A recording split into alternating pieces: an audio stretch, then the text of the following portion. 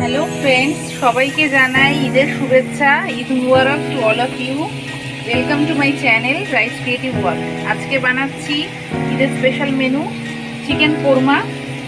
চিকেনটাকে আগের দিন রাত্রিবেলা ম্যারিনেট করে রেখে দিয়েছিলাম। এতে রয়েছে মিষ্টি দই, আদা রসুনের পেস্ট, গরম মশলার গুঁড়ো, তার মধ্যে সব দিয়েছি জায়ফল, জয়িত্রী, দারচিনি, লবঙ্গ, এলাচ, লঙ্কা গুঁড়ো, নুন, ঘি আর একটু সাদা তেল সব দিয়ে মাখিয়ে রেখে দিয়েছিলাম। মিঠা আতর, গোলাপ জল, কেওড়া জল। আর এখানে পেঁয়াজ কেটে রেখেছি। কড়াইয়ে ঘি গরম করলাম, তেজপাতা, গোটা গরম মশলা ফোড়ন দিয়ে পেঁয়াজটাকে ভাজছি।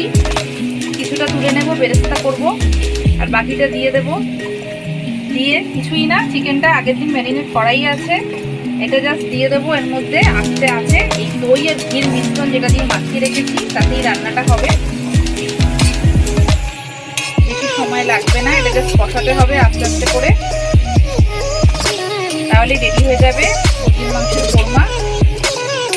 আর শেষে আমি দেবো একটু কাজু, চারমগজ, পোস্ত বাটা, একটু পেস্ট আর গরম মশলার গুঁড়ো।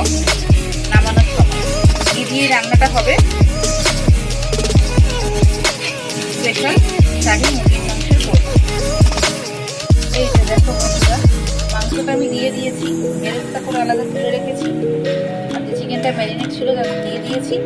আর একটু কষানোর সময় এই কাজু, বাদাম, চারমগজ, পোস্ত বাটাটা একটু জল দিয়েছি বেশি করে। এই দুধেই এটা কষানো হবে, আলাদা করে কোনো জল করবে না। এবারে আমি এটাকে আস্তে করে ঢেকে দেবো।